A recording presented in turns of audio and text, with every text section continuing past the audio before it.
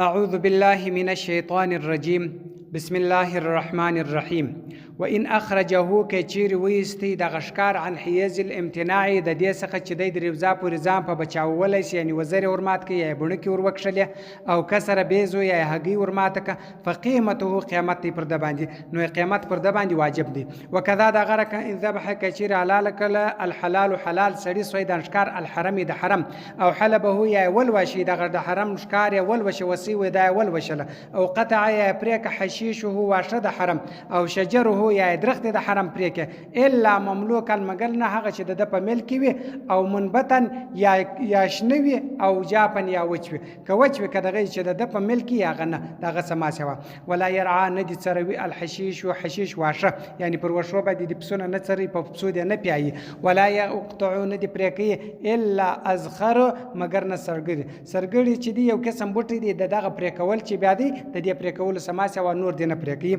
وبقتل په وجول سره قملتي د سپج او جرادت یا د ملخ صدقه ده ملخ یې پړکی یا سپج مړه کده دې پر اندازه باندې بیا صدقه ورکی و ان قلت کڅم لر صدقه ورکی ولا شيء نست بقتل په وجول سره غراب د کارګه وحدات د ټپوس واقرب د لړم وحیت د مار وپارت د مجک وكلب د سپي عقور خروړي وبعوغ د غماشي وبرغوس د کیک وقراده او د منګور وسلحفات او د شمشتي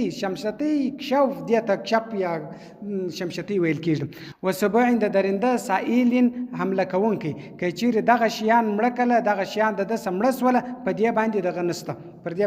باندې شي نسته له دلر کچیر ذبح د الحيوان د الحيوان الاهلي یعنی کورنۍ کچیر د حلال کی د پاره د حلال دی چې د کورنۍ حیوان حلال کی کچیر د ته دا جایز دی روا دی واکل خوراک ما غصاده چشکار کړی وي الحلال حلال سړي وذبحه یا حلال کړی بلا دلالت بلا دلالت د محرم د محرم وامره یو بلا امر د محرم حلال کړی وي ومن غڅوک داخل سو الحرم وحرم ته بسوید پشکار سره شکار داخل کی ارسله آزاد کی ورد بيوه قیامت دی ورکی ان بقیا کچیر پاتو و الا کچیر نو جزاء دی ورکی کبای المحرمی لکبای د محرم خرڅول د محرم سویدن دشکار لا سویدن نشکار معه چې د سر دی ناغشکار چې د سر دی اذا احرم کچیر احرام وتاړي و منغ څوک ارسل کی آزاد کی سویدن شکار په ید المحرم الاخر د بل چا پلاسی آزاد کی اخذه وین وی د غشکار حلالا حلال وین وی زمینه د زامن دی و ان قتل کچیر مرک المحرم محرم سویدن شکار محرم د محرم د بل محرم شکار ملکی یو محرم د بل محرم شکار ملکی فقال فكل يجزن یعنی دواړه محرمان باندې چې د جزا ده دی وير جوړجوبو کې اخیزه دا غنیون کې علی قاتله پر وجون کې باندې د دې پر رجوع ورته کې و ما هغه به چې په د سره د مندم وي علی المفرد پر مفرد باندې دی فعل القارن پر قارن باندې د معنی دوی ویني دي یعنی دوه دمه دي الا خبان اندا یجاوز چې تیرې وکړ میقات د ځاسخه غیر محرم دی په حال کې د احرام نه محرم نه وي ويسني جزاء الصيد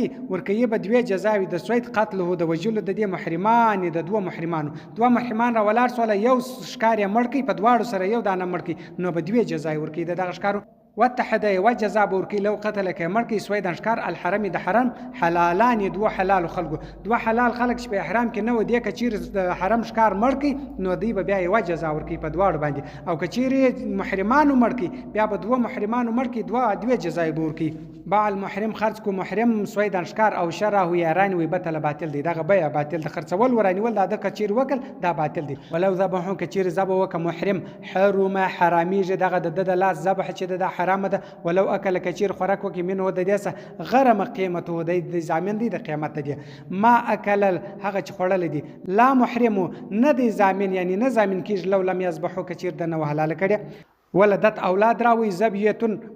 وسي اولاد راوي اخرجت ويستلسل من الحرم د حرم سو ما تملس غرمهما د دواړو زامن دي د دواړو ضمانت ورکی د دواړو زامن دي وان اردا کچیر ادا ک جزاؤها جزاء واجد د وسي جزاء ادا ک ثم ولدت بیا بچي پیدا سو لم يجزيه یعنی بیا د جزاء نه ورکی دوم پلا کچیر اوله پلا د وسی جزا د ورکله او بیا وسی لنګ سول اولاد پیدا سول نو بیا د هغه اولاد جزا پر د باندې نسته صدق الله العلی العظیم وصدق الرسول النبي الامي الكريم ونحن على ذلك من الشاهدين والشاكرين والحمد لله رب العالمين